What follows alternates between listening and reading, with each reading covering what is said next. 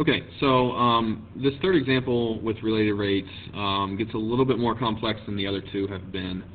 And hopefully you didn't think those first two were extremely difficult. The formulas were nice. We had most of the information we needed right away. So hopefully that wasn't too bad.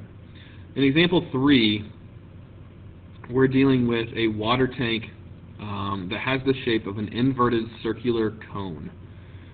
So an inverted circular cone means a circular cone that would be upside down. So I'm going to try to draw a picture of that, what that would look like. I have a cone, circular cone, so it's circular at the top. Okay, so I've got this water tank that has this shape, kind of like one of those little plastic cups, or paper cups that you get water out of.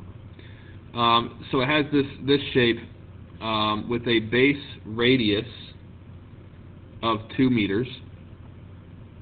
So this radius is 2 meters, and a height of 4 meters.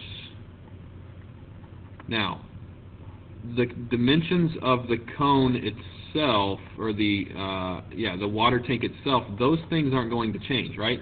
This water tank is not going to miraculously change its shape depending on how much water is in there. Okay, so the actual cone stays 4 meters high and with a 2 meter radius at the bottom. Okay, so if water is being pumped into the tank at a rate of 2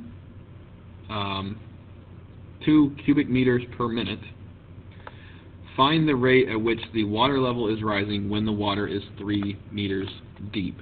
So we've got some water in here.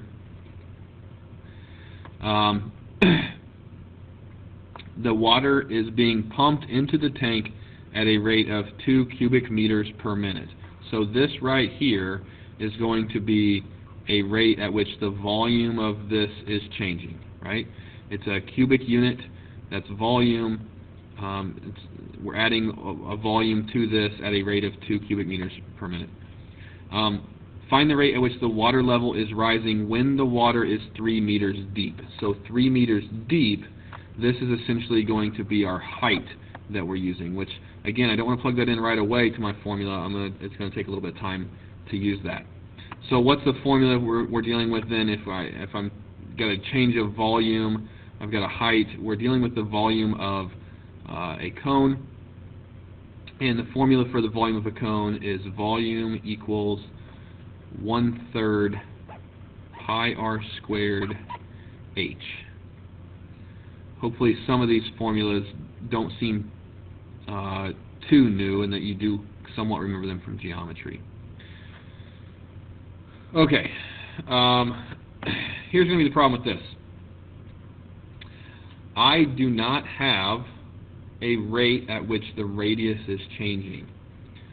So if I were to take the derivative of this right away, I would get a dv dt here. I would get a dr dt, and I would get a dh dt, plus I would have to use the product rule here because I've got a variable here multiplied together.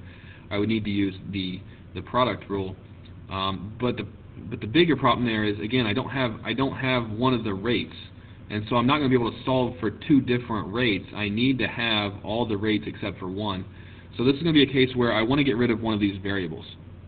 And since I have when the water is 3 meters deep, and I want to know the rate at which the water level is rising, that is a dh dt, the rate at which the water level is rising. It's a change in height, not a change in radius. So what I need to do is I need to be able to replace the r. I do not want that r there.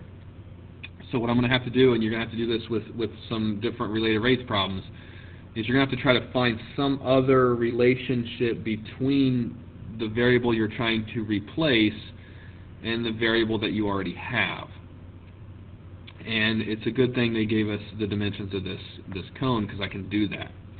If you think about, I'm going to try to draw a straight line here. If you think about this cone, it always has this idea that when the radius is 2, the height is 4. So this is 4 whenever this is 2.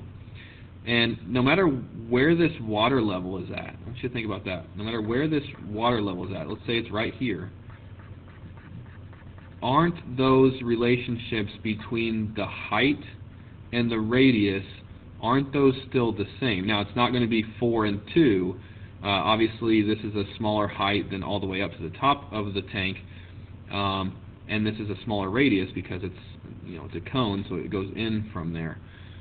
But if I were to think about similarity of the triangles here, this triangle is similar to this bigger triangle that has height 4 and radius 2.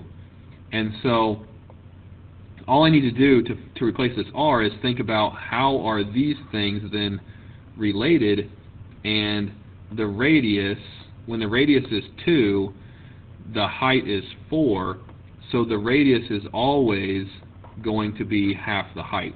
No matter where the water level's at, it's always going to be half of whatever the height is. Okay?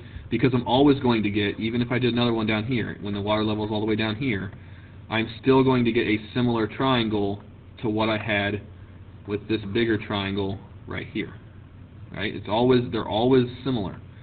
So the radius again is always going to be half the height, and this is going to allow me to come back over here, replace the r with 1/2 h, and now all I have are v and h, and it's going to make it a lot easier.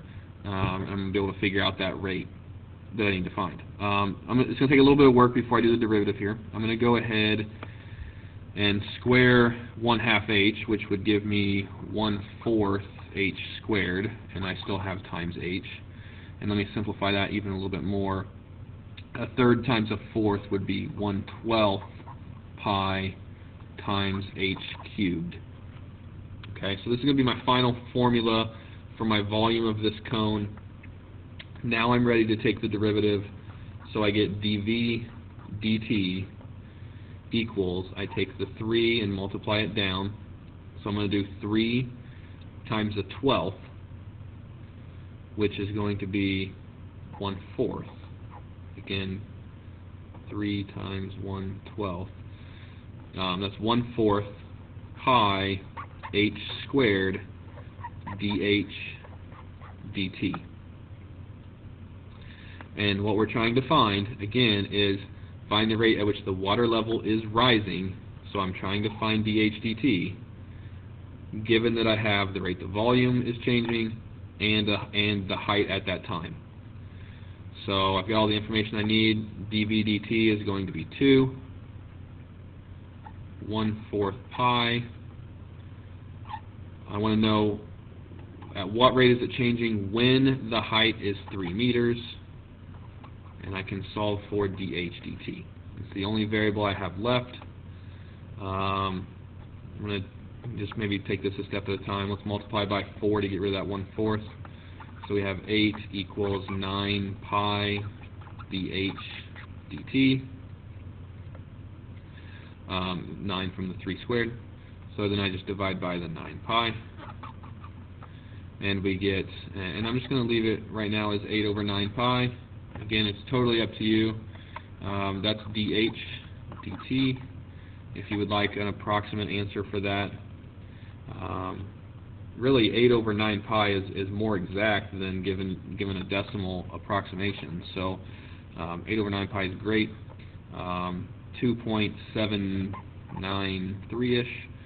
And then what's my unit going to be? Meters per second. I'm talking about a height. That's a one-dimensional measurement. 2.93. I did that wrong. That is way wrong. Sorry. 8 divided by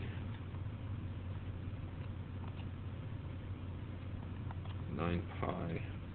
There we go. That sounds much better. 0.283 meters per second. That obviously makes a lot more sense. So 8 over 9 pi, obviously more accurate, and even I will get a better answer because I won't mess that up. So this rate, relay rates problem is kind of difficult. There are going to be some like that. Again, if you can come up with the formula, that's going to be the part that's hard. So we might have to go through and start memorizing geometric formulas. But if you can come up with the formula, this one required that one little extra step where I needed to replace one of the variables. But I can do the derivatives. That part should be easy. Like this part right here, that should be pretty easy. And then plug in all your information, and we have our rate that we need to solve for.